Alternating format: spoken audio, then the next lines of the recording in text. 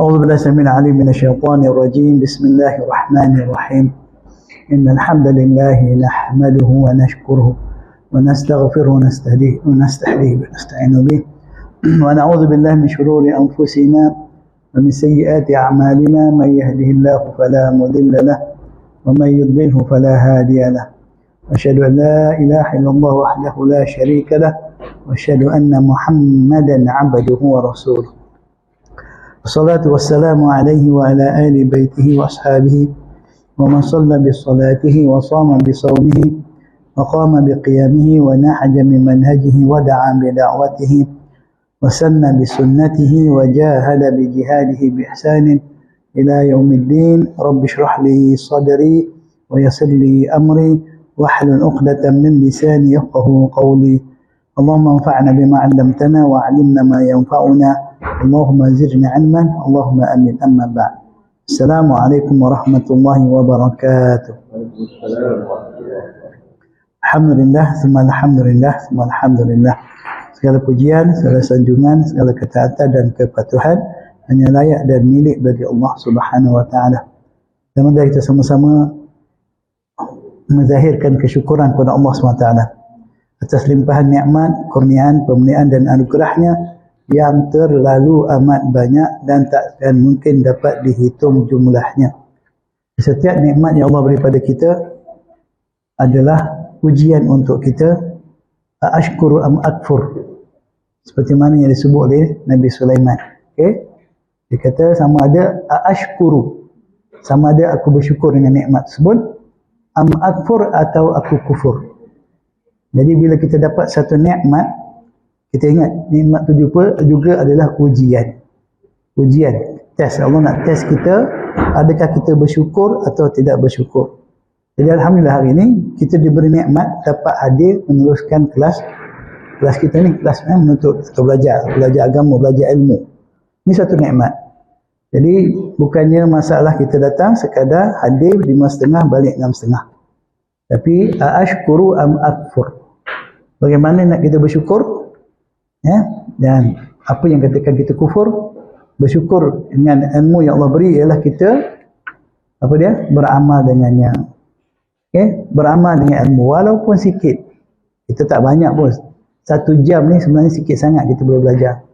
Tak banyak pun, celoteh je banyak. Ya? Yang disampaikan tak banyak pun. Tapi sikit tu jika tu ada ilmu yang bermanfaat, kita mesti amalkan sebagai tanda kita ni bersyukur kepada Allah kerana diberikan ilmu. Kalau kita belajar tapi tak beramal, kita masuk na'udzubillah, kita takut jatuh pada akfur. Aku engkar. Aku tidak bersyukur dengan nikmat ilmu yang diberikan itu. Maka sekadar peringatan untuk diri saya, yang mengajar pun kena begitu juga. Ya? Yang belajar pun macam tu juga. Kita sama-sama berusaha untuk bersyukur kepada Allah dengan nikmat diberinya kita kemahuan, kehendak, kekuatan, keupayaan untuk belajar. Ya, untuk belajar di waktu-waktu seperti ini, semoga kita diberi juga kekuatan, daya dan upaya untuk beramal dengan ilmu yang diberikannya kepada kita. Alhamdulillah.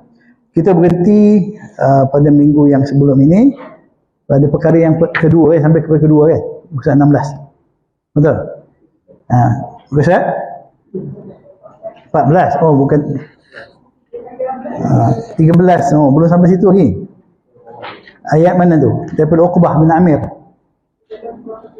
Dalam sebuah hadis. Okey. Jadi maknanya sebelum ni kita cerita tajuknya berkaitan dengan penyusunan buku ini. Kita masuk kepada tadabbur Al-Quran. Apa dia tadabbur Al-Quran? Okay, jadi kita dah tengok ayat Quran yang berkaitan dengan tadabbur Al-Quran. Okay? Ayat surah Nisa, ayat keempat, surah keempat ayat 82, kemudian surah Muhammad, surah ke-47 ayat 24. Disebut di dalam sebuah hadis Rasulullah SAW telah menceritakan keadaan umatnya nanti yang mana ramai di kalangan mereka mahir membaca Al-Quran, namun mereka tidak berusaha untuk mempelajari, memahami dan mengamalkan kandungannya, iaitu mereka tidak mentadabbur Al-Quran. Okay? Jadi ada hadis, saya pun dah kongsikan tak silap saya minggu pada sebelum ni, beberapa pandangan para sahabat dan para ulama tentang tuntutan beramal dengan Al-Quran. Membaca Al-Quran, tadabbur ataupun tilawah itu bukan semata-mata membaca, tetapi adalah beramal dengannya. Orang yang beramal dengan Al-Quran, dia lebih baik lebih mulia daripada orang yang banyak baca Al-Quran, katam tapi tak beramal. Okey? Itu kena. Tapi bukanlah bermaksud jangan baca Quran. Saya tak nak baca Quran lah. Sampai bisa beramal pun nak baca. Itu tak jadi. Ya? Saya tak larang. Tak ada siapa melarang kita baca Quran. Tapi kita nak beramal, kena start dengan baca. Baca, belajar, faham, amal. Itu dia step-step dia. Tak boleh lari lah. Kita takkan mungkin dapat belajar kalau tak baca. Betul tak?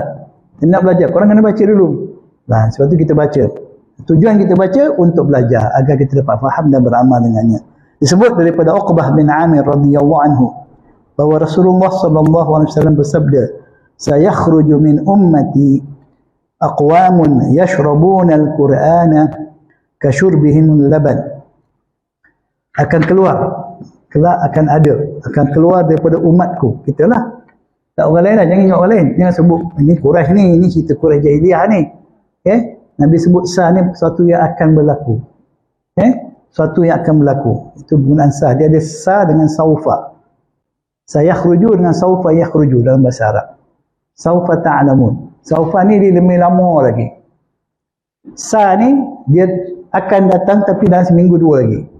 Kalau saufa mungkin 2-3 bulan, 6 bulan. Kenapa ayat Nabi gunakan sah kat sini? Sebab kita ni, kata Nabi, aku diutuskan sudah hampir dengan kiamat. Dia tak ada nanti-nanti lagi lah, lama lagi tak ada. Dekat dengan kiamat. Jadi tak digunakan saufa yakhruju. Soalannya lama lagi. Bahkan tak lama lagi akan ada di kalangan umat aku, kata Nabi SAW. Digunakan sah saja. Bukan ketika itu. Sebab ketika itu para sahabat, ketika Nabi bersabda, para sahabat mereka betul-betul mempelajari Al-Quran dan berusaha mengamalkannya. Begitu juga para tabi'in dan tabi'in. Jadi selepas daripada itu nanti, tak jauh, tak lama. Sebab umat Nabi Muhammad pun umur dia dalam 60 hingga 70 tahun. Tak lama. Dan sebab itu digunakan sah. Jadi kita jangan rasa lama lagi. Jangan rasa lama. Kita ni memang dalam kategori yang memang takkan lama. Kita memang itu dah Allah tentu tetapkan. Dan kita apa pun tentang apa kita nak buat benda baik ni, nanti. Jangan nanti aku ada masa lagi, sempat lagi. Aku nantilah aku buat kemudian. Semula besok lusa ke. Tak boleh. Jangan buat macam tu. Jangan fikir macam tu. Kita rugi. Kelak akan keluar dari umatku kaum-kaum yang mereka meminum Al-Quran. Nabi tashbihkan. Ini tashbih, musyabah, tashbih. Mentashbihkan, menyerupakan perbuatan membaca Al-Quran dengan laju. Umpama orang minum air. Apa tadi kalau dia kehausan. Dia haus, dia minum air. Air tu laju turun. Jadi ditashbihkan. Mereka minum Al-Quran iaitu membaca Al-Quran dengan lancar seperti lancarnya mereka minum susu. Kan? Susu ni minum. Baca lancar. Di sini bentuk dipanggil sindiran. Kerana Al-Quran tidak diturunkan untuk dibaca dengan lancar semata-mata. Yang kita lihat hari ini, apa yang disebut Nabi 1400 tahun dulu adalah sesuatu yang realiti berlaku dalam kehidupan umat Islam hari ini. Kita makin ramai yang pandai baca Quran. Makin ramai. Makin ramai yang mahir baca Al-Quran. Makin ramai yang bukan sekadar boleh baca, dia boleh melagukan Al-Quran. Bahkan dia boleh baca ikut kiraat 10, kiraat 13. Tapi berapa ramai di kalangan yang baca itu yang mahu belajar dan beramal dengan Quran.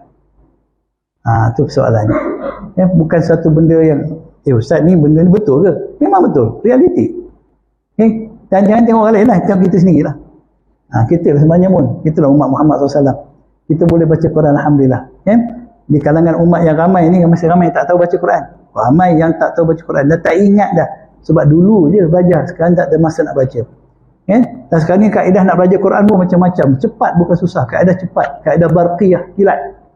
Kaedah Jibril ada. Yang tak ada kaedah Israel je. Kaedah belajar Quran Israel tak ada. Jibril ada. Macam-macam dia kaedah. Laju belajar Quran ni memang tak susah. Tapi yang lebih susahnya ialah untuk mempelajarinya. Itu sindir Nabi. Semoga kita tak termasuk di kalangan ini. Semoga dengan usaha kita belajar ni, kita cuba keluar daripada golongan yang Nabi kata, mereka minum Al-Quran. Umpama mereka minum susu. Asalnya laban ni kalau terjemahkan dia makna ikut tempat. Kalau laban di Saudi, susu masam, yogurt. Kalau susu biasa, halib. Tapi di Mesir, laban itu adalah susu. Susu yang dikatakan halib, milk. Jadi dia ada beza sikit lah. Allah Ta'ala pula merakamkan dalam Al-Quran keluhan dan rasa duka cita Rasulullah SAW terhadap umatnya yang meninggalkan Al-Quran dan tidak mahu berusaha mempelajari dan mengamalkan Al-Quran. Seolah-olahnya Al-Quran itu bagi mereka, Al-Quran bagi mereka adalah sesuatu yang tiada sebarang nilai dan kepentingan. Firman-Nya dalam surah Al-Furqan, surah yang ke-25 ayat 30. Wa qala ar-rasul ya rabbi inna qaumi ittakhadhu hadzal qur'ana mahjura.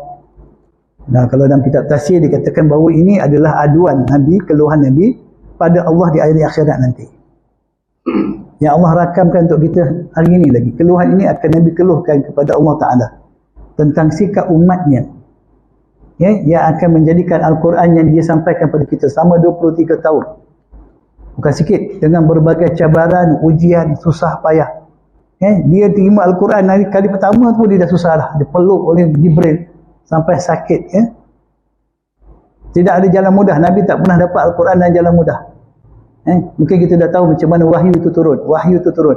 Dalam keadaan yang ketika musim sejuk, Nabi berpeluh menerima wahyu, kata Aisyah radhiyallahu anha. Nabi pernah duduk bersama sahabatnya, ketika turun wahyu, pahanya bertindih dengan paha sahabat. Sahabat tu kata nak patah tulang aku rasanya. Nabi tekan kesakitan. Jadi memang begitu. Wahyu ni. Sebab dia qaulan thaqila. Dia satu pertanian yang berat. Dia bukan ringan-ringan santai-santai. Tapi kita pula masalah hari ni nak belajar santai-santai. Ini masalah besar. Bertentang sungguh dengan sifat Quran itu. Kita nak belajar agama ustaz. Jangan berat Ustaz. Jangan serius sangat. Santai-santai lah sikit. Ringan-ringan je. Kita orang awam pun biasa-biasa. Sayangnya satu prinsip yang bertentangan. Sebab tu kita tak dapat manfaat berquran. Berpeluh Nabi tak pernah dapat. Bahkan Nabi tak pernah dapat Al-Quran ni turun ketika dia tengah tidur. Tak ada. Wahyu tak pernah turun ketika dia tidur. Dalam mimpi tak ada. Hari ni orang jadikan hujah agama ni mimpi. Dalil ni mimpi. Tu masalahnya. So kita ingat. Jadi apa kata Allah Ta'ala firman, wa qala rasul ya rabbi inna qaumi ittakhadhu hadzal qur'ana mahjura. Wahai Rabbku, sesungguhnya kaum aku, kita bukan orang lain, ittakhadhu telah menjadikan oleh mereka hadza akan ini Al-Quran mahjura, sesuatu yang ditinggalkan, yang tidak dipakai. Tak ada nothing, tak ada kaitan dengan hidup kita. Quran lah. Quran lebih kita rasa ada kaitan dengan orang mati je. Bila orang mati je baru kita ingat Quran. Betul tak? Dah jadi satu apa dia panggil? Satu yang berkait rapat. Kematian dengan Quran. Bila ada kematian ada Quran. Kalau ada orang baca Quran, siapa mati? Siapa yang mati? Nampak tak dia punya? Dan memang satu benda tak benar, batil, satu perkara yang tak boleh. Jadi umat itu, dia apa maksud mereka meninggalkan ini? Mahjurah ni apa maksud dia? Hasab kata hajarah, hijrah kan? Menghijrahkan, meninggalkan. Dalam ayat ni min wara' zahrihim, min wara' zuhurihim, di belakang mereka. Maknanya tinggal tu mereka langsung tak rasa something Al-Quran ni. Tak ada apa-apa. Langsung tak peduli. Hidup mereka tak ada kaitan dengan Quran, walaupun mereka orang Islam. Walaupun mereka adalah orang yang mengucap dua kalimah syahadah. Imam Ibn Katsir rahimahullah menafsirkan ayat tersebut, termasuk dalam maksud meninggalkan Al-Quran ialah pertama, tidak beriman dan tidak membenarkan kandungannya. Beberapa ramai yang beriman Quran. Soalan sensitif, tapi hari-hari kita kena tanya tentang iman ini. Ada riwayat jaddidu imanakum, dhaif daripada Nabi SAW. Jaddidu imanakum. Riwayat itu diriwayatkan dari Nabi kata, perbaharuilah iman kamu. Itu riwayat dhaif, yang Imam Al-Albani mendhaifkan hadis tersebut. Tapi Sayyidina Umar diriwayatkan selalu menyebut, dia menyebut pada sahabat-sahabat dia, marilah kita duduk satu ketika untuk kita mentajdid, memperbaharui iman kita. Dan paling mudah ataupun yang ringkas, tajdidul iman dengan kita sentiasa membanyakkan la ilaha illallah. Tauhid itu akar daripada iman. Jadi begitu juga tentang Al-Quran ni, kita kena sentiasa memperbaharui iman kita Al-Quran. Sebab dalam sebuah hadis yang sahih, Nabi mentashbihkan iman ini, Nabi kata iman itu akan menjadi rapuh dan reput seperti mana pakaian yang kamu pakai. Kalau kita rasa Bila suatu yang rasa ada halangan untuk kita baca Quran, untuk belajar Quran, di saat itu kita perlu segera tajdid iman kita. Dirasa kita ada banyak alasan untuk kita tidak hadir kelas. So kita kena segera. Bermakna iman kita dah mula bermasalah. Okay? Ada banyak sebab untuk kita tak dapat hadir. Bukan tak nak. Masalahnya ialah iman kita. Sebab jika ada iman kita tentang kepentingan Al-Quran ni, keimanan kita Al-Quran, semua halangan itu tidak akan dapat menjadi asbab untuk kita tidak bersama Al-Quran. Yakinlah. Itu iman. Semua kena beriman Al-Quran. Seperti mana saya sebut tentang Allah masuk, dia kata kami beriman dengan Al-Quran yang disampaikan oleh Muhammad SAW. Lalu kami mempelajarinya. Apa tujuannya? Untuk menambah lagi keimanan kami kepada Al-Quran. Okay? Jadi kena belajar. Kalau kita kata aku beriman tapi baca pun tidak, belajar pun tak mau, nak beramal jauh sangat, apa yang masuk iman tu? Okay? Iman tu hanya dakwaan di mulut saja. So, dan iman itu buahnya membenarkan at-tasdiq. Sebab tu dalam kata-kata belajar bahasa Arab, al-iman bermakna al-yaqin, at-tasdiq wal yakin. Iman itu at-tasdiq wal yakin. Iman adalah membenarkan dan meyakini apa yang dibenarkan. Bila kita kata beriman dengan Al-Quran, kita mesti membenarkan segala yang terkandung di dalam Al-Quran. Tidak boleh ragu-ragu, apatah lagi mendustakannya. Okay? Baik. Yang kedua, tidak mentadabur. Apa maksud mahjur? Mereka tidak mentadabur dan tidak berusaha memahaminya. Mereka tak mau belajar Al-Quran. Realiti berlaku hari ini. Tapi alhamdulillah, dengan izin Allah juga, demi memelihara agama ini, alhamdulillah Allah SWT, kita lihat ada kesedaran untuk tadabbur Al-Quran. Tapi masih lagi dalam % yang amat sikit. Kalau kita bandingkan orang yang belajar membaca Al-Quran, belajar taranum Al-Quran, qiraat Al-Quran, mereka lebih ramai daripada orang yang belajar mentadabbur Al-Quran. Bahkan yang belajar tafsir itu lebih banyak daripada belajar tadabbur. Patutnya yang belajar tafsir ni dia menjurus kepada tadabbur. Tapi kalau dia berhenti setakat tafsir, dia tak sempurna, tak lengkap. Okay? Jadi kena, kalau ada kuliah tafsir, kena ada kuliah tadabbur. Okay? Kena ada macam tu sepatutnya. Ketiga, tidak melaksanakan perintahnya dan tidak meninggalkan larangannya. Itu mana mahjur. Mereka baca, bahkan mungkin mereka faham, sebab mereka orang Arab, atau mereka belajar, atau mereka baca terjemahannya, atau mereka dengar ceramah agama, cerita tentang hukum hakam yang tentang Quran, tapi mereka tidak melaksanakan perintahnya dan tidak meninggalkan larangannya. Dalam Quran adalah amru wan nahyu. Ada perintah, ada larangan. Ada perintah, ada larangan. Jadi kita kena kenal pasti apa yang Allah suruh. Perintah pula ada dalam yang wajib, ada yang mandub, yang sunat. Bahasa kita sunat, mandub atau nafilah.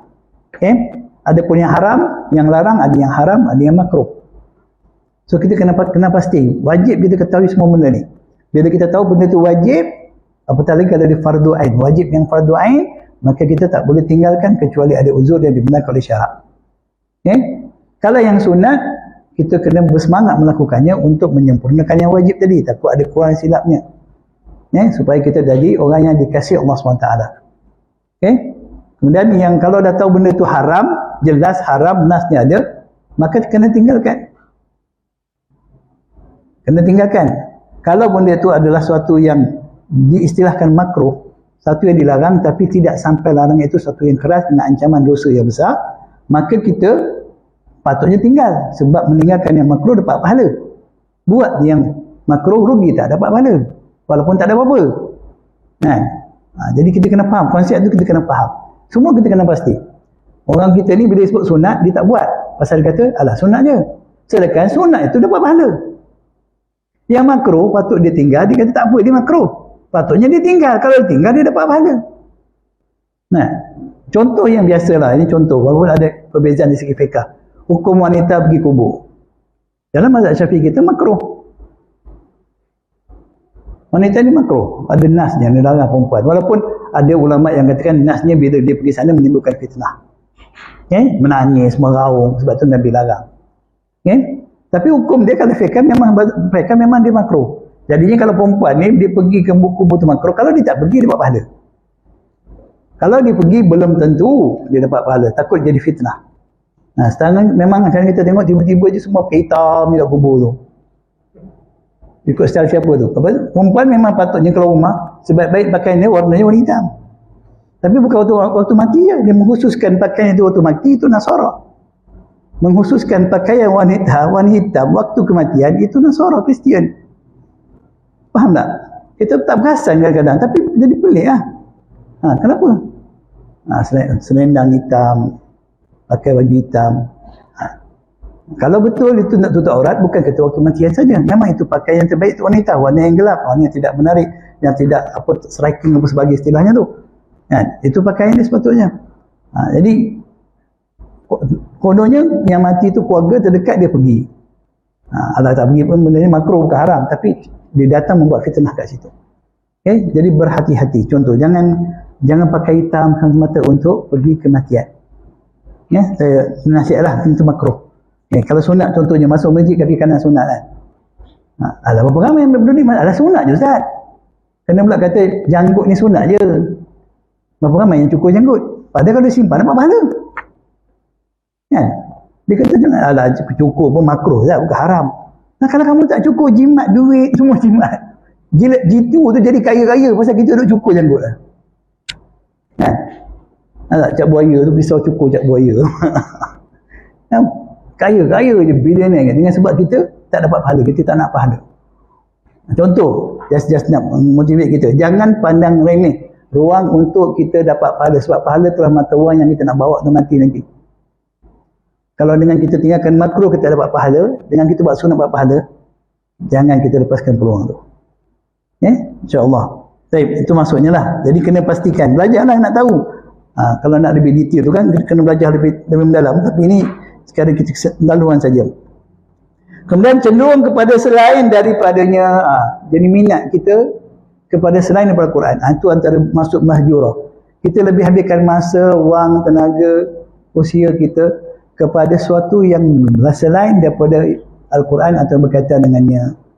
Ini yang kita berlaku. Kita lebih kecil lagi, memang habislah masa kita untuk ilmu lain. Jangan salahkan siapa-siapa, jangan salahkan diri siapa. Mak bapak saya yang hantar saya sekolah Inggeris Ustaz. Ustaz tak perlu untung bapak Ustaz hantar ke sekolah Arab. Tak, jangan salahkan mak bapak kita. Okay? Itu benda tu dah berlaku. Bagaimana kita perbaiki? Memang rugi, kita memang dihantar. Kalau belajar ngaji Quran sekadar ngaji kat Ustaz, kemudian khatam, settle lah.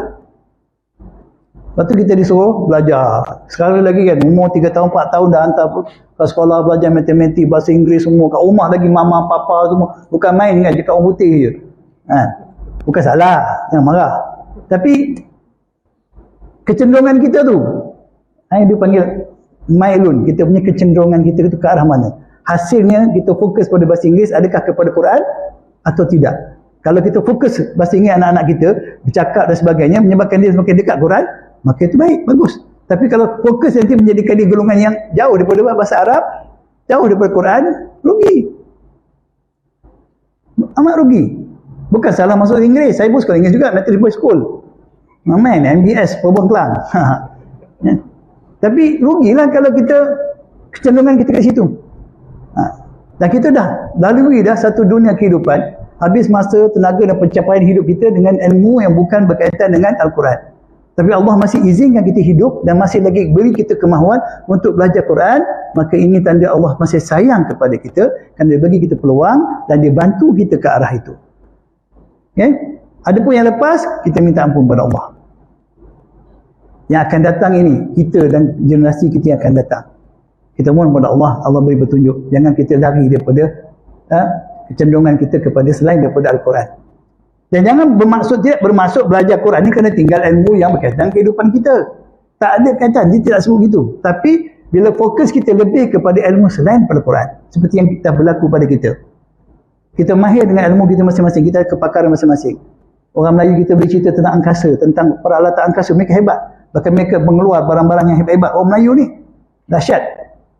Kalau tukang dia panggil kontraktor tu, batu berapa banyak nak pakai, semua dia tahu. Berapa batu kecil, batu besar, besi bunga, besi dak, semua dia tahu. Detail, dia tengok aja dia boleh congak dah. Kalau ustaz nak saiz rumah begini, okey, satu kaki RM60. Wow. Tapi besok agama, Ustaz saya tak tahu pasal agama Ustaz, saya kontraktor, mana saya tahu. Awak kaum Islam, awak mati besok bukan bawa kontraktor awak tu. Bukan kemahiran ilmu, bina bangunan, bina pencakar langit, bina itu, bina ini, engineering, teknologi, apa pun tidak. Yang kamu akan bawa itu berkaitan agama kamu, itu yang akan ditanya besok. Ini kesilapan besar kita. Allah takkan tanya, okey kau duduk berapa tahun jadi engineer, kau dapat apa, kau dapat apa, kau ada lesen berapa, kamu kau tak hidupkan lesen kau tu sebagai accountant, Allah tak tanya semua tu. Dia tanya tak agama kita. Jadi kita kena baiki balik benda ni. Fatubu ilallahi taubatan nasuha, bertaubat kepada Allah. Okey, selama ni berbanyaklah kita habiskan masa, tenaga, wang untuk perkara kehidupan kita. Bagaimana dengan agama kita? Tapi alhamdulillah nikmat jika di saat-saat begini, daripada usia senja ni Allah bagi kita peluang, walaupun di waktu senja kita masih dapat lagi buat yang terbaik insya-Allah untuk agama kita. Sebab Allah menilai yang akhirnya. Allah tak hukum kita dengan benda yang telah lalu jika kita bertaubat dan meninggalkannya. Ya Allah akan hukum yang akhir insya-Allah. Jadi cenderung kepada selain daripada seperti kepada syair. Ini yang berlaku sekarang ni. Syair, nyanyian. Okey. Hiburan dan perkataan yang diambil daripada selain daripada Quran. Dia panggil alternatif. Okey. Dia kata ini hiburan Islamik alternatif kontemporari. Cuba takrif sendirilah. Itu kalau dengan radio Hakim itulah hujah dia. Okey. Dia menyenah dia dari dia itu je. Hiburan Islamik alternatif kontemporari. Jadi sibuk manusia merasakan agama itu dengan bersyair. Seperti sekarang inilah orang nak berzikir, nak berselawat, bersyair, apa semua syair. Menyebabkan mereka jauh daripada Quran. Berapa ramai belajar tahfiz yang lebih mahir bersyair daripada membaca Quran. Bukan hafal Quran, baca pun tak mahir. Baru ni kat polis budak tahfiz nak menyanyi, jadi basker. Sedap suara dia, sedap. Ya. Orang ngaji Quran ni sedap suara dia sebab dia latihan suara. Orang ngaji Quran dia berperut kan. Oh sedap suara dia. Nyanyian macam juga. Jadi mereka nak jadi artis. Tak usah saya artis apa tadi Islamic alternatif kontemporari. Kita kena sama tinggi Ustaz. Kita kena ada pilihan. Allah tak pernah beri tanggungjawab kita untuk mencipta alternatif terhadap larangan-larangan dia. Yang larang, yang haram, haram. Dia tak ada pilihan. Kita tak ada tukar yang haram jadi halal jadi alternatif untuk kita. Hiburan yang haram, kita ada sediakan hiburan yang halal. Tak ada. Dia tak ada. Yang halal tetap halal, yang haram tetap haram. Jika datang di antara keduanya itu perkara-perkara yang mutasyabihat. Mana yang tidak akan bawa kepada halal. Melainkan dia akan jatuh kepada haram juga. Man waqafil syubha waqafil haram. Siapa yang dia jatuh pada perbuatan syubhah yang bukan halal, bukan haram, dia jatuh pada haram. Jadi dulu kita tu habis sekolah agama memang kita bagi pilihan, kita suka nasyid lah. Sebab kita pula belajar agama. Kita nasyid, nyanyi, semua sebagainya. Rasa Islamik lah kita ni. Sampai zikir pun nak kena berlagu, zikir munajat, baru terasa. Kita tak ada pilihan. Kita kena taat yang halal, halal, yang haram, haram. Tak boleh ambil jalan tengah. Kita sendiri buat alternatif. Allah tak beri itu tanggungjawab kepada kita. Agama ni adalah milik mutlak Allah Ta'ala.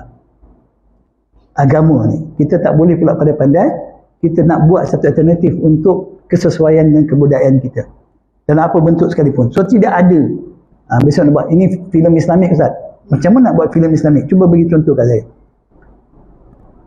Macam mana buat filem Islamik? Semua perempuan pakai tudung Ustaz. Perempuan pakai tudung, lelaki pakai kopiah.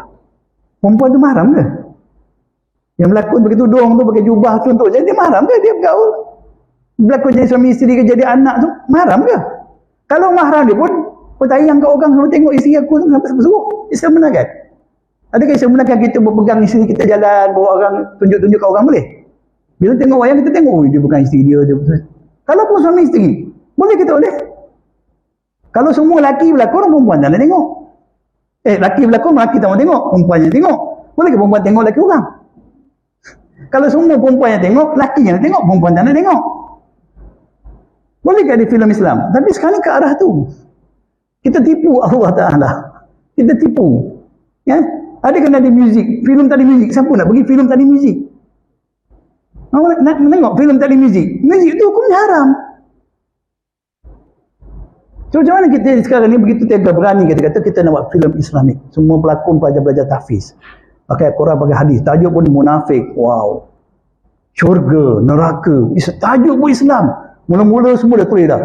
Ini ayat Quran lagi contoh semuanya. Perkara-perkara ini adalah contoh mitos syirik tidak boleh diamalkan. Bukan main Islamik dia tu. Tak ada. Kita tak boleh buat alternatif. Tak boleh. Kita kerja ialah sami'na wa ata'na. Berapa banyak alternatif yang ditawarkan oleh Quraisy pada Nabi SAW. Mereka tawarkan Nabi, kalau kau nak jadi ketua, aku bagi kau sebagai ketua. Kau nak harta, aku bagi harta. Aku nak perempuan. Nabi kata, Allah kata, lakum dinukum waliyadin. Tak ada. Kita ada border yang jelas. Islam adalah Islam. Islam tak perlu nak mendicelup dengan benda yang bukan Islam, dijadikan Islam. Dia tak ada alternatif, tak ada. Yang ada sami'na wa ata'na. Okay? Jadi syair, nyanyian, hiburan. Orang lebih suka dengar kata influencer. Sekarang ni influencer lah, pempengaruh. Motivator lah dulu.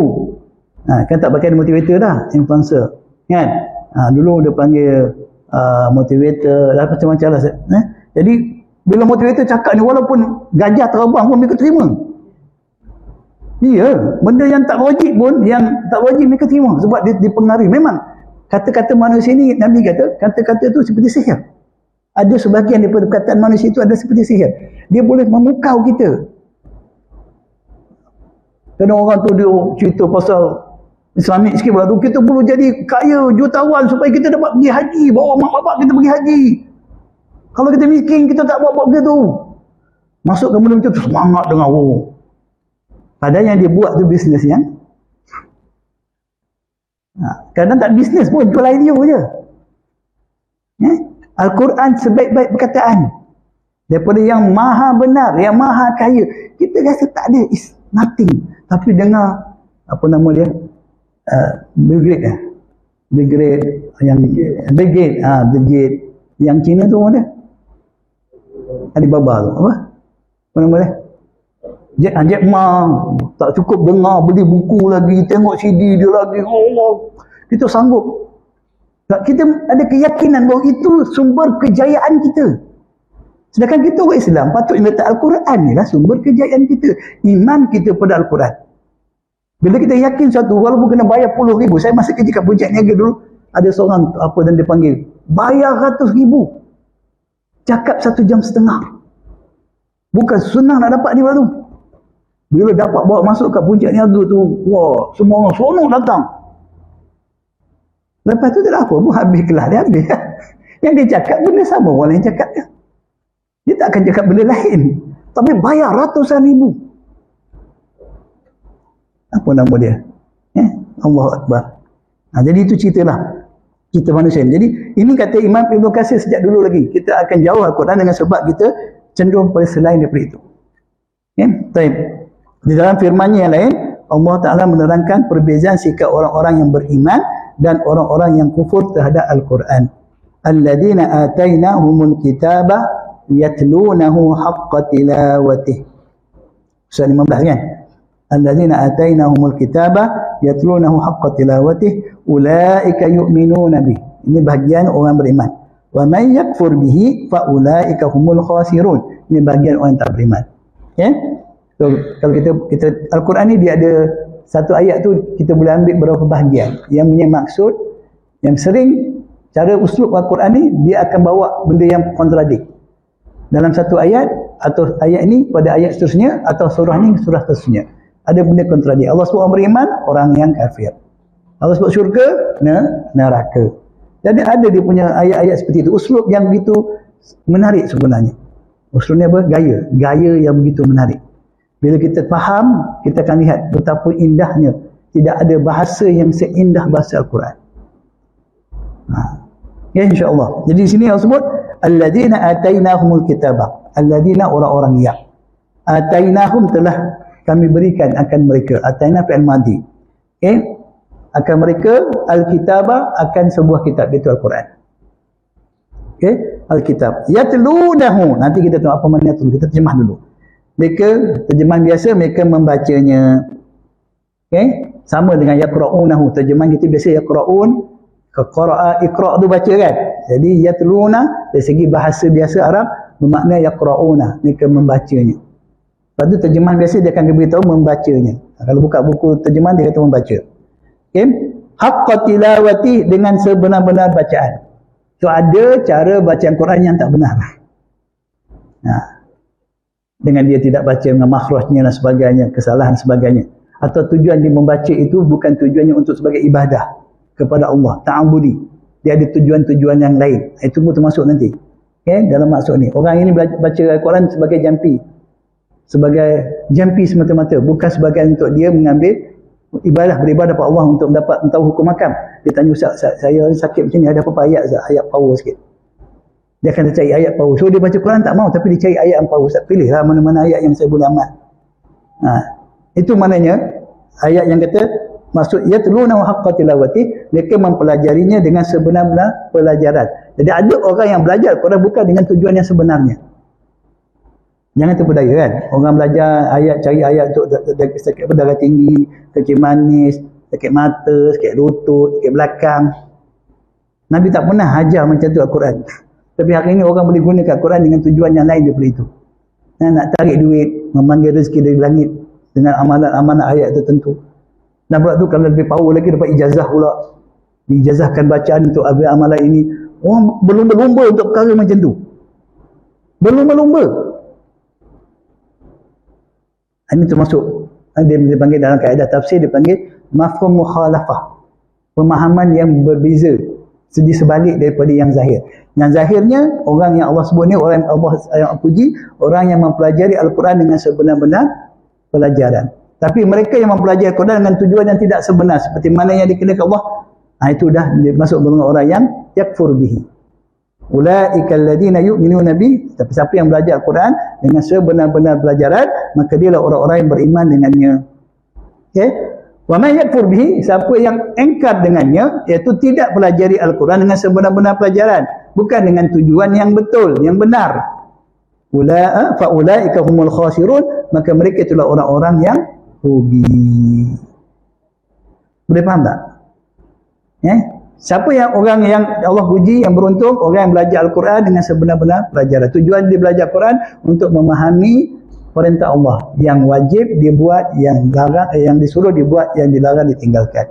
Untuk dia mengetahui, mengambil iktibar pengajaran mau'izah, dan menjadikan manual panduan. Kalau itu tujuan kita baca Quran, kita baca Quran, kita termasuk orang-orang yang Allah puji, ulaika yu'minuna bih, mereka lah beriman Al-Quran. Tapi kalau kita cari Al-Quran bukan dengan tu, kita belajar Quran untuk cari apa ayat yang saya nak guna untuk apa? Untuk polis tak nampak saya. Ni ada roadblock ke depan ni. Kau ingat tak ayat tu? Surah Yasin. Apa ayat tu? Tak pernah amal dia. Dia mencari ayat untuk raibkan diri. Cari ayat Quran untuk tackle perempuan. Wa in kuntum bunga tak sekuntum wal asri, masih banyak lagi berseri. Kuling apa? Kuling kuntum tribu ni agak kuling kuntum tribu Allah fattabi'un, itu dijadikan ayat pengasih. Bahkan sampai dibaca ayat dari belakang untuk dapat apa, tarik wang tu. Orang yang momo-momo ni dia kena amal baca surah daripada belakang terbalik. Banyak ni orang buat. Dan di kalangan ustaz-ustaz pun buat. Ini masalah kita. Tapi itu amalan peribadi dia untuk tarik orang semua dengar cakap dia. Itu amalan peribadi dia. Na'udzubillah min zalik. Tapi itu berlaku. Jadi ayat ini terangkan satu golongan yang Allah puji dan Allah mengakui mereka sebagai beriman, iaitu golongan yang yatlunahu haqqa tilawati. Mereka mempelajari atau membaca Al-Quran dengan sebenar-benar bacaan. Satu dari golongan yakfur bihi. Mereka kufur, iaitu mereka tidak mempelajarinya dengan sebenar-benar pelajaran, dan mereka itu adalah orang-orang yang rugi. Surah Al-Baqarah ayat 121. Jadi kalau kita baca ayat ni, so cepat-cepat kita letakkan diri kita di pihak yang mula-mula awal ayat ni. Usaha sebelum kita mati, kita jadi orang yang betul-betul beriman Al-Quran, iaitu dengan mempelajarinya, membacanya dengan tujuan yang benar. Al-Quran ni adalah suatu ibadah, membacanya ibadah, ta'abbudi. Ibadah kepada Allah. Baik. Dari perkataan tilawah, yatlunahu tadi, yatlunahu. Perkataan tilawah dalam ayat di atas mempunyai dua pengertian. Dia ada banyak lah, tapi saya ada buku sebut dua pengertian yang besar lah. Dia ada banyak tafsiran mengikut macam-macam maksud. Tapi semua menjurus bukan mana baca, reading, not about reading, tapi ialah study, belajar, kaji. Kalau kita tengok tafsiran ini lebih daripada 11. Tapi saya tak dua je. Sebab dua ni dah merangkumi semua yang 11 tu. Okey? Pertama, membaca secara tartil, iaitu bacaan yang teratur, betul dan perlahan. perlahan-lahan. Kalau kita nak memahami sesuatu, memang kita akan baca sesuatu itu dengan teliti, dengan perlahan. Kalau kita nak faham apa yang diberi pada kita tulisan, kita akan perhati satu persatu. Betul tak? Jadi orang yang baca Al-Quran secara perlahan-lahan, dia sudah ada dalam diri dia kemahuan untuk mengetahui apa yang dia baca. Orang yang baca Al-Quran laju, maka kita tahu dia bukan nak faham, dia nak habiskan. Seperti yang kita buat di bulan Ramadan, belum-belum menghabiskan. Kaedah untuk khatam Quran satu hari dalam banyak ni, baca. Lepas subuh 5, lepas subuh untuk buku surat. Memang boleh, tapi kita faham tak? Kita nak kejar masa kita akan baca cara laju. Tapi kalau kita ada niat, concern untuk memahami, kita akan baca perlahan-lahan. Dan kita cuba tengok terjemahan dia. Apa maksud ayat ni. Bila kita buat macam tu, mungkin kita tak khatam bulan Ramadan. Kemungkinan besar tak khatam. Tak best lah, orang nak khatam. Nanti orang tanya, kau dah khatam belum? Aku dah 3 kali. Ustaz aku beritahu cara nak khatam cepat. Ustaz aku tak beritahu. Ustaz kau tak best tu lah.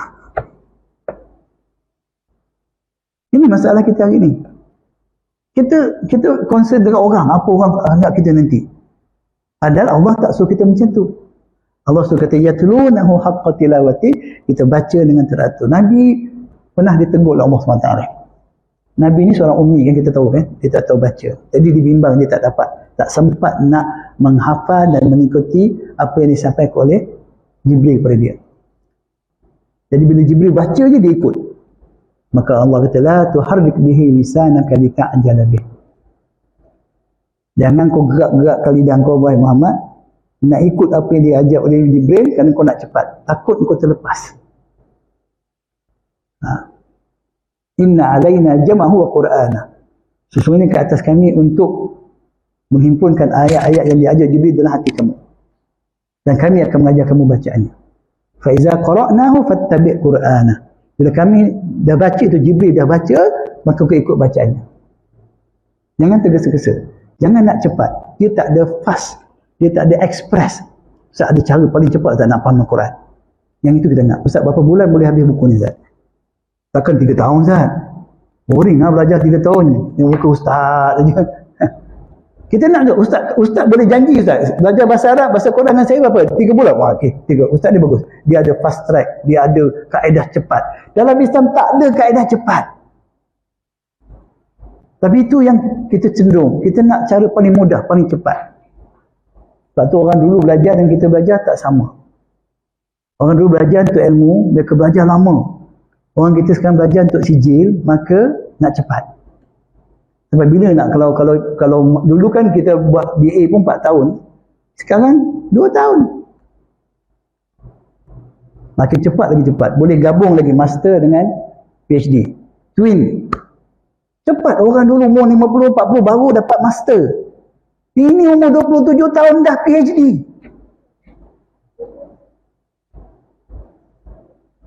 Nah itu kemahuan kita. Jadi agama pun kalau kita tak buat macam tu pun tak nak. Apa cara paling cepat Ustaz?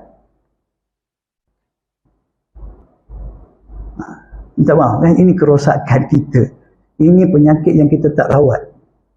Dan makin kita bangga, kita makin cepat. Ini kita zaman Ustaz, zaman cepat ni tak ada. Tak, dalam Islam semuanya ikut kadar yang Allah tetapkan. Dalam belajar agama khususnya dia tak ada kaedah cepat. Bahkan dia tidak ada titik akhirnya belajar agama ni. Belajar agama ni ada sampai mati. Dia tidak ada titik akhirnya. Belajar urusan dunia yang mungkin. Ada kita nak belajar dan mahir cukup. Tapi agama wa'bud rabbaka hatta ya'tiyakal yaqin. Terus beribadah kepada Rabb kamu sehingga kamu mati. Belajar ni ibadah. Bahkan tidak ada ibadah yang dapat Allah terima jika kita tidak lakukan dengan ilmu. Amalan yang tidak berteraskan ilmu, dia bukan ibadah si Allah Ta'ala. Taklid bukan ilmu. Kita kena tahu khususnya agama ni apa yang kita buat. Wajib kita tahu. Ya, jadi tak ada nokta. Apa tahu Ustaz, 3 tahun kita habis buku ni, okey. Nanti kita bagi sijil. Tamat baca, khatam, bagi ijazah. Sekarang ni dapat satu ayat, satu masjid dapat ijazah terus. Tak payah buat bayar yuran pun semua tak ada, bahasa mesti. Satu ayat dia bagi ijazah. Nabi pun tak pernah kata, wah sahabat-sahabat aku ijazahkan kamu ayat ni. Tak pernah ada. Dia pula dapat autoriti untuk bagi ijazah. Okay? Ini kemaruknya kita dalam kebatilan. Auzubillah min zalik. Baik. Jadi itu yang pertama, membaca dengan teratur, betul, itu asas tajwid. Sekurang-kurangnya keperluan kita untuk kita sampai ke maksud ini ialah dengan kita menguasai ilmu tajwid, memahami ilmu tajwid, asas-asasnya. Okay?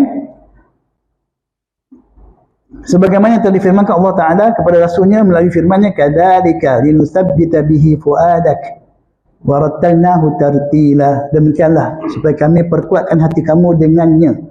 Ini cerita tentang Al-Quran diturunkan secara berperingkat-peringkat. Sebab nuzul ayat ini cerita kenapa orang kafir kata kenapa Al-Quran tak diturunkan jumlatan wahidah seperti kita dahulu. Ya? Dulu semua turun sekaligus semuanya. Jadi Allah kata kami buat begitu untuk meneguhkan pemahaman ayat ini dalam diri kamu, wahai Muhammad. Okay? Jadi kalau sekaligus berat untuk Nabi Muhammad untuk memahaminya, mengamalkannya dan mengajarkannya. Dan berat juga pada orang Arab yang benda ni benda baru bagi mereka. Sebab itulah orang sebelum ini mereka cepat meninggalkan kitab-kitab yang disampaikan Nabi sebab sekaligus turun hukum hakam semua mereka nak buat dalam masa yang sama. Jadi bila Allah Ta'ala turunkan Al-Quran ini sebagai kitab yang terakhir, maka diturunkan secara berperingkat-peringkat 23 tahun. Dia diturunkan dengan munasabah soalan sebagai jawapan, ada isu berlaku menerangkan tentang hukum kata tersebut selama 23 tahun. Jadi mereka belajar, mereka ada masa berperingkat-peringkat hukum tentang contohnya arak. Arak tak ada sekaligus diharamkan. Ada 3 peringkat. Kalau kita belajar dalam tafsir ada 3 peringkat.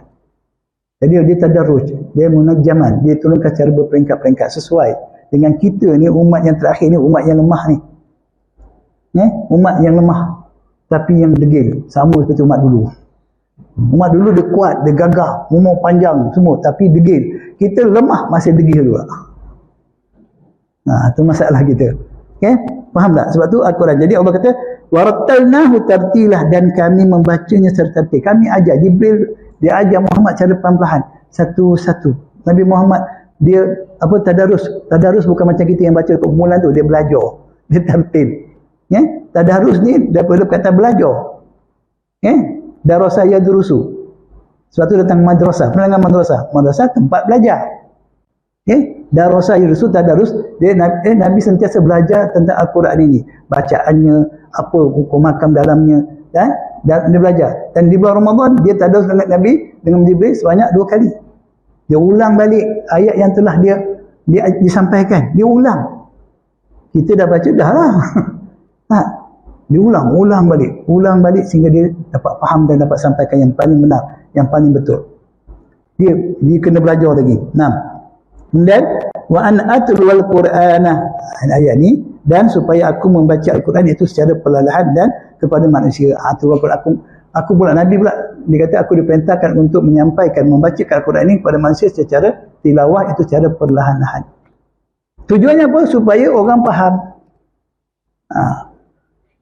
Kalau baca laju-laju, cepat, orang tak faham. Iaitu maksud dia. Kemudian atau firman yang lain surah Muzammil, auzid alaihi warattil Qur'ana tartila. Ini cerita tentang bangun malam, bacaan dalam solat. Faqra'u ma tayassara minal Qur'an tu kan. Allah sebut awal tu tentang qiyam. Tambahkan 1 atau lebih daripada 1/2 malam dan bacalah Al-Quran itu dengan perlahan-lahan. Ini satu tip lah. Kalau kita sibuk waktu siang, pilih waktu yang terbaik, iaitu waktu malam untuk membaca Al-Quran. Dan waktu yang paling Allah suka untuk baca Quran, akhir malam. Wa Quran al-fajri, inna Quran al-fajri kana mashhuda. Ada yang kata tafsir bahawa Quran yang dibaca dalam solat subuh, solat fajar. Ada yang kata tak, yang dibaca pada waktu fajar walaupun di luar solat. Dua-dua tu boleh pakai. Dan waktu itu waktu yang paling tenang untuk kita sebenarnya. Kita waktu tenang itu kita cari untuk tidur. Why? Sebab kita penat. Pada hari siang, kita penat. Kita letih, kita penat. Jadi memang kita cari tenang dengan tidur. Bagi orang yang kehidupan dia adalah ibadah pada Allah, dia tak penat. Bagi orang yang kehidupan dia adalah ketaatan dan kepatuhan pada Allah, dia tak ada penat. Allah tak bagi dia penat. Dia tak ada perasaan penat, letih, tak ada. Jadi dia akan mencari ketenangan dengan lebih mendekatkan diri pada Allah. Kita ni malam jangan kacau saya. Ini waktu saya tidur. Jangan kacau saya. Please. Office kerja jangan bawa balik rumah. Jangan bawa balik rumah. Aku nak tidur. Betul tak? Sebab kita penat. Kita bukan suka sebenarnya. Kalau boleh tak nak kerja. Lepas tu kalau aku nak kerja, nak kumpul dia banyak. Lepas tu aku nak pencin, nak round the world. Betul tak? Penat sebenarnya hidup ni. Ma'isyah ni kita cari kehidupan dunia. Apatah lagi matlamat itu dunia. Memang Allah akan begitu penat. Tapi kalau benda yang kita buat di siang hari itu, lillahi ta'ala, malam Allah akan bagi kita kelapangan untuk kita dapat tambah ketenangan dekat dengan dia. Waktu kita bermunajat dengan dia. Dia turun ke langit yang ketujuh ni. Dia cari kita. Tapi kalau kita dah penat sehari, tidur. Dan waktu yang lagi kita rasa suka nak buka mata tu, waktu nak subuh tu. Lagi suka nak buka mata. Betul tak? Semua ada experience benda tu. Ini bukan benda dongeng. Betul lah tu. Tak payah cerita hantu hanjebat kat sini. Memang betul. Waktu itu waktu yang memang paling sedap tidur. Cuaca pun dah tak panas. Kadang malam pukul 10, 11 panas lagi. Duduk aircon berpeluh lagi. Tapi waktu itu waktu paling tenang. Jadi ingat, itu maksudnya baca. Bacaan paling baik waktu malam. Baca yang terbaik memang dalam solat lah. Dalam solat. Yang kedua, apa maksud ini? Maksud kedua, mengikut. Tala bermakna mengikut. Mengikut. Perkataan tala di surah bahasa Arab ialah mengikut akan sesuatu. Okay? Seperti mana firman Allah Ta'ala, wal qamari idza talaha. Diikut apa? Ini surah surah Syams. Wasyamsi wa duhaha wal qamari idza talaha. Talaha semana matahari, dia bulan mengikutinya. Nya tu balik pada matahari. Yattabi'uha. Dipanggil talaha bermakna tabi'aha. Apabila bulan dia mengikuti matahari. Kan Allah susun pergerakan mereka ni dalam orbit. Dalam orbit lah kan dia panggil. Dia bergerak dalam dia punya orbit masing-masing. Jadi bulan akan mengikuti matahari. Bulan akan mengikuti matahari. Jadi Allah gunakan kata talah. Diriwayatkan daripada Ibnu Abi Hatim, daripada Ibnu Abbas radhiyallahu anhuma, bahawa beliau berkata mereka mengikut Al-Quran. Dia tafsirkan ayat tadi. Mereka, yang ni ayat yatlunahu haqqa tilawati tadi ya. Dia tafsirkan ayat tadi, mereka mengikut Al-Quran dengan sebenar-benar ikutan. Kemudian beliau membaca firman Allah Ta'ala. Dia terangkan tentang mana yatlu dan didalilkan dengan firman ni, wal qamari idza talaha. Jadi kata Ibnu Abbas, membaca Al-Quran, tilawat Al-Quran tu ialah dengan mengikuti apa yang terkandung di dalamnya. Kerana perkataan talah itu bermakna follow, ikut. Okay? Imam Al-Qurtubi menukilkan perkataan daripada Ikrimah mengenai tafsir perkataan tilawah dalam ayat 121 surah Baqarah tadi. Mereka mengikutnya dengan sebenar-benar ikutan, iaitu dengan mengikut perintah dan larangan Al-Quran. Mereka menghalalkan apa yang dihalalkannya dan mengharamkan apa yang diharamkannya, dan mereka mengamalkan kandungannya. Itulah alladzina, Allah kata yu'minuna bih, ulaika yu'minuna bih. Orang yang beriman apabila mereka yatluna Al-Quran, mereka baca Quran, tujuannya untuk mengikuti apa yang terkandung dalam Quran. Yang halal dihalalkan, yang haram diharamkan. Okey. Ibnu Mas'ud radhiyallahu anhu berkata, juga telah berkata, demi Allah, maksud tilawah Al-Quran dengan sebenar-benar tilawah ialah membacanya sebagaimana ia diturunkan. Tidak mengubah kalimah-kalimahnya dari tempatnya. Tidak menafsirkan sesuatu apapun dari ayat-ayatnya kepada suatu tafsiran yang bertentangan dengan tafsirannya yang sebenar. Mempelajari dan memahami kandungannya sehingga ia menghalalkan dan mengharamkan apa yang dihalalkan dan diharamkan oleh Al-Quran. Itu mana tilawah. Adakah kita buat begitu selama ini? Kita kena tanya diri kita sendiri. Tepuk dada, tanya iman. Kesimpulan daripada perkataan Ibnu Abbas dan Ikrimah radhiyallahu anhuma mengenai maksud kalimah tilawah ialah membaca Al-Quran sebagaimana diturunkan serta memahami dan mengamalkan isi kandungannya. Inilah maksud tadabbur yang difahami oleh para sahabat. Mereka mempelajari bacaan 10 ayat Al-Quran, kemudian mempelajari maksud dan petunjuknya, kemudian mereka mengamalkannya. Setelah itu barulah mereka berpindah ke ayat-ayat Al-Quran yang seterusnya. Itu cara mereka berhubung dengan Al-Quran, muamalah dengan Al-Quran. Mereka tidak nak cepat, no. Tidak ada siapa-siapa di situ yang kata siapa paling cepat main dapat nombor 1, dapat anugerah dekan. Tak ada. Anugerah Nabi tak ada. Kan kita kan anugerah dekan kan. Sana tak ada. Ya. Abu Abdurrahman As-Sulami, salah seorang penulis tabi'in, berkata, telah menceritakan kepada kami sahabat yang mengajarkan kami Al-Quran seperti Utsman bin Ibn Affan dan Abdullah bin Mas'ud radhiyallahu anhuma, bahawa mereka belajar daripada Rasulullah SAW 10 ayat. Mereka tidak akan meneruskannya ke ayat-ayat berikutnya sehingga mereka mempelajari ilmu-ilmu daripada 10 ayat tersebut dan mengamalkan kandungannya. Lalu mereka berkata, kami mempelajari bacaan Al-Quran dan ilmu serta amal kesemuanya. Itu motif mereka belajar. Baca-baca daripada Nabi, baca ayat Quran turun, dan mereka belajar apa ilmu yang terkandung dalamnya dan mereka beramal dengannya. Ada beberapa minit lagi. Okey. Imam Al-Qurtubi telah meriwayatkan daripada Abdullah bin Mas'ud radhiyallahu anhu bahawa beliau berkata, adalah lelaki-lelaki daripada kalangan kami, apabila kami pelajari 10 ayat Al-Quran, kami tidak akan meneruskan ke ayat-ayat yang berikutnya, sehinggalah kami mengetahui maksud-maksudnya dan beramal dengan 10 ayat tersebut. Dan kita Jamil Bayan. Imam Ibn Taymiyah dan Ibn Qayyim rahimahullah berkata, para sahabat radhiyallahu anhum mengambil, iaitu mempelajari daripada Rasulullah SAW lafaz-lafaz Al-Quran dan maksud-maksudnya.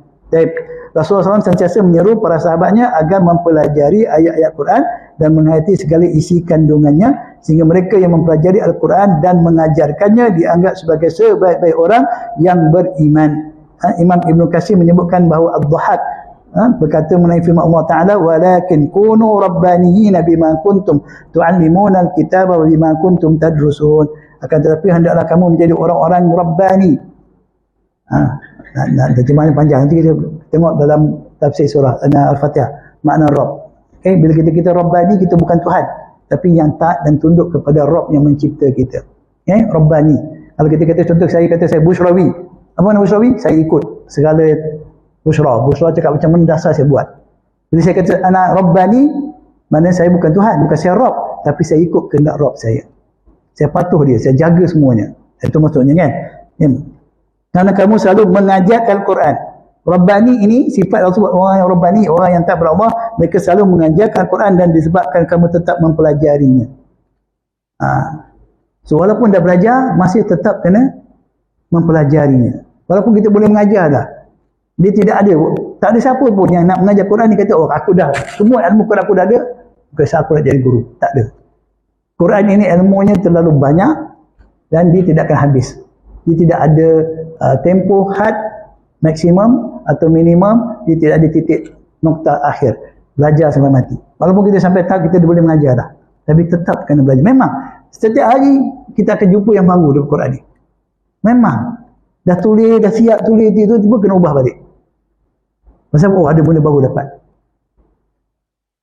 Dia tak boleh kata buku ni sama-sama itulah. Sebab tu kita tengok buku kat agama dulu, matannya, kemudian ada syarahnya, kemudian yang tulis matan tu dia pula ringkaskan, dia pula syarahkan. Memang itu ilmu Al-Quran, itulah ilmu dia. Masa pun dah habis. Kita berhenti kat sini, nanti kita bagi cerita tentang hadis ni. Hadis tentang kelebihan orang yang mempelajari Al-Quran dan mengajarkannya.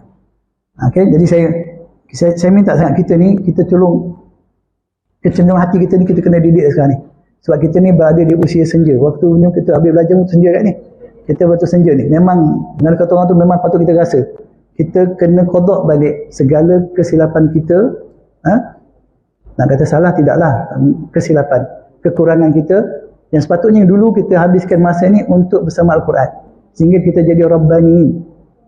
Orang yang mampu mengajar Al-Quran dan terus mempelajarinya. Dia tak mesti ustaz. Dia bukan kerja ustaz, dia bukan mencetak guru. Ini kerja orang yang Rabbaniin, yang jadi hamba kepada Rabbul Alamin. Kita semua hamba. Dia bukan ustaz je hamba kepada Allah. Bukan ustaz je yang kena taat dan patuh kepada Allah. Semua kita. Jadi kita buat sekadar kita mampu di saat-saat terakhir ni. Semoga Allah terima kita dan ampunkan dosa-dosa kita yang lain, insya-Allah. Dan sekadar itu sajalah. Yang baik, yang benar itu pasti daripada Allah SWT yang Maha mengetahui lagi Maha bijaksana. Yang salah, yang silap semua atas kekurangan kita pun sendiri. Saya minta maaf atas perkara tersebut. Wabillahi taufiq hidayah. Assalamualaikum warahmatullahi wabarakatuh. Subhanallah bihamdika asyhadu an la ilaha illa anta astaghfiruka wa atubu ilaik.